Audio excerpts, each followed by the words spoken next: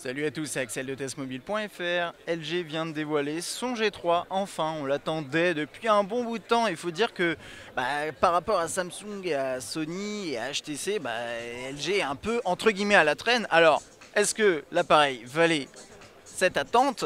Eh ben, on va commencer par les spécifications, si vous voulez bien. Donc bon, on a un petit peu déjà tout vu à travers les fuites. C'est un appareil avec un écran 5.5 pouces et du Quad HD.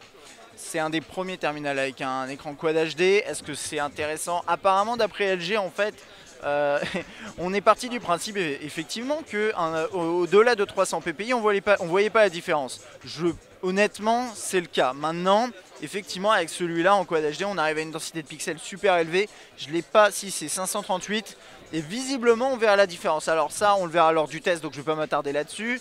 On a un processeur qui peut aller jusqu'à 2,5 GHz. Il y a un système d'économisation d'énergie qui permet tout simplement de jouer un petit peu sur l'horloge du CPU. Bon, ça, on verra lors du test aussi ce que ça vaut en autonomie. Je ne peux pas vous parler de ça pour l'instant. À l'arrière, on a un appareil photo 13 mégapixels avec OIS+, donc stabilisation optique, une nouvelle version, plus laser autofocus. L'autofocus laser, ça fonctionne avec un laser qui est juste ici, ça permet de faire un autofocus ultra rapide et ça a l'air très intéressant sur le papier.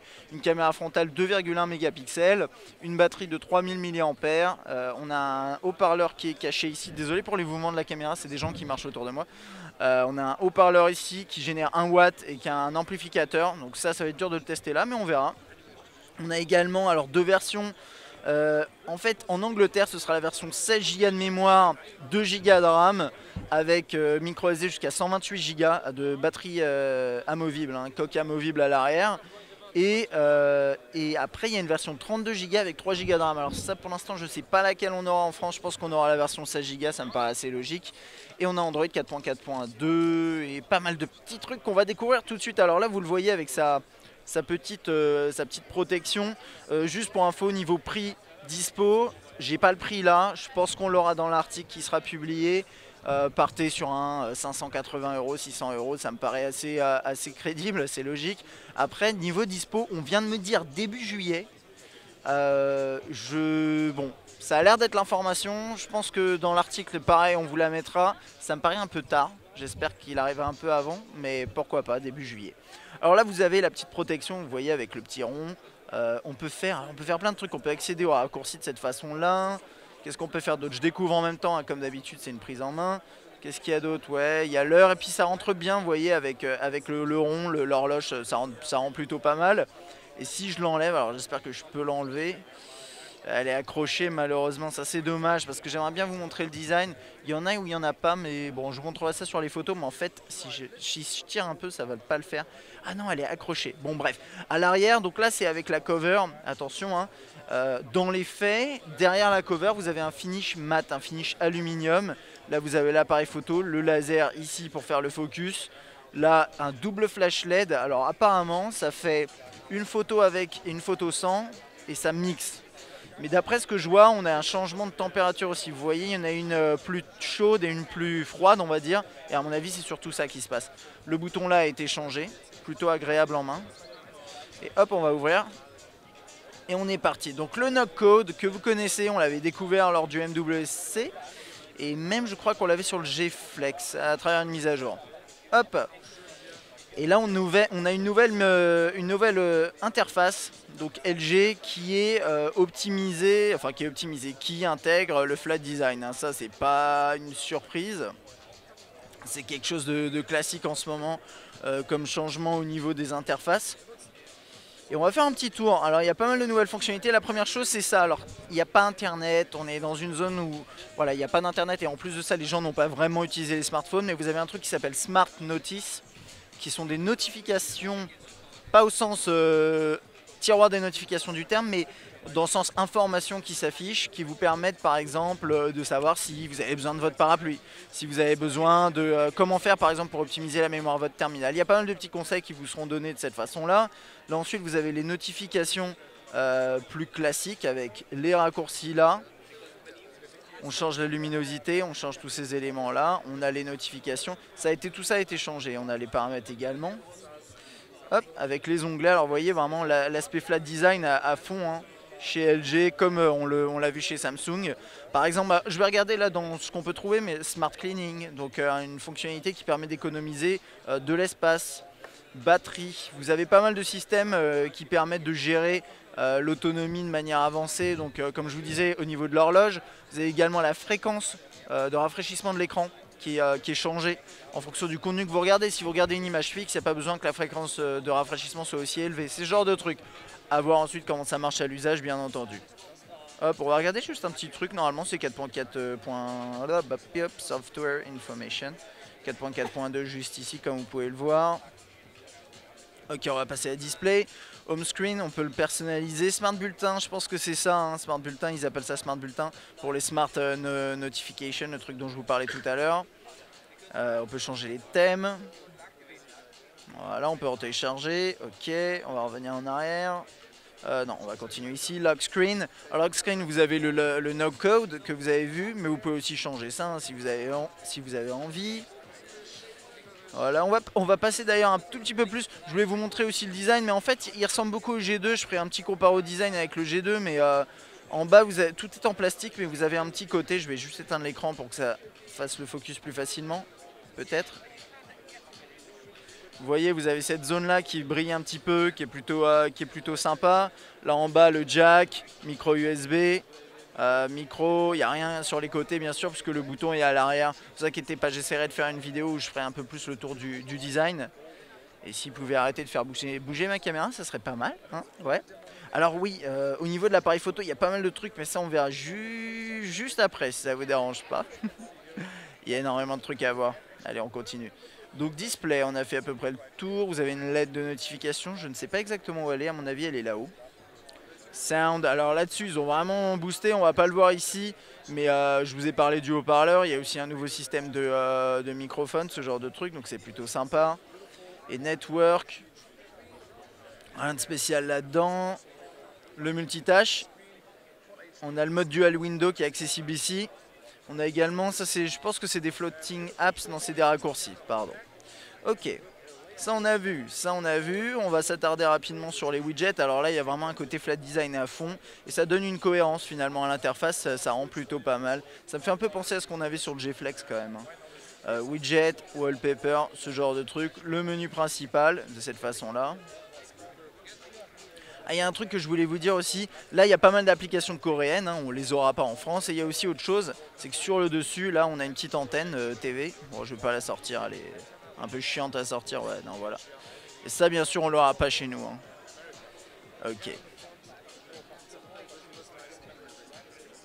Toutes les interfaces ont été changées, il y a un petit système aussi qui fait penser finalement à ce qu'on a chez HTC d'une certaine façon, c'est les couleurs de thème pour les sections. Donc là par exemple je suis dans appareil, fonction téléphonique. Dans les contacts pareil c'est comme ça, tout a été changé, vous le voyez. Là-dedans c'est apparemment une sorte de jaune orangé, enfin orange surtout. Et il y a un nouveau clavier, bon, ça tombe bien, je suis dedans. Alors le nouveau clavier qui s'appelle Smart Typing, on a différentes possibilités. Je ne sais pas si je vais pouvoir tout vous montrer là, je vais aller dans les paramètres pour voir juste s'il n'y a pas quelque chose à activer. Ok. Donc, la première truc c'est que vous pouvez personnaliser le clavier.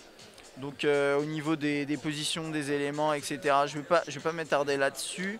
Je vais juste regarder, on peut changer la taille, le layout. All through Word by Drawing, ça c'est pour dessiner dans les lettres. Ok, update to get more suggestions. Voilà, le problème c'est qu'il n'y a pas de network. Alors il y a plusieurs choses, c'est que la zone où vous posez votre doigt va changer en fonction de votre frappe. Ça c'est quelque chose qu'on connaît par exemple sous Windows Phone.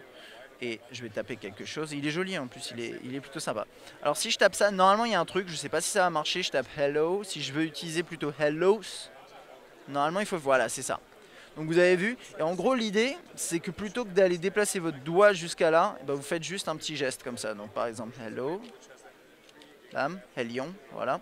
Ça c'est la première chose. Ensuite vous restez appuyé sur la spacebar et vous pouvez vous déplacer dans le texte qui est là-haut. Donc ça, en fait l'idée de ce clavier c'est vraiment de ne plus avoir à aller chercher les mots là-haut ou chercher des éléments là. Vous gardez vos doigts ici et vous pouvez taper normalement même quand vous avez des corrections à faire, ce genre de truc. Donc le concept est plutôt pas mal, à voir ce que ça vaut à l'usage, mais je trouve que l'idée est bonne.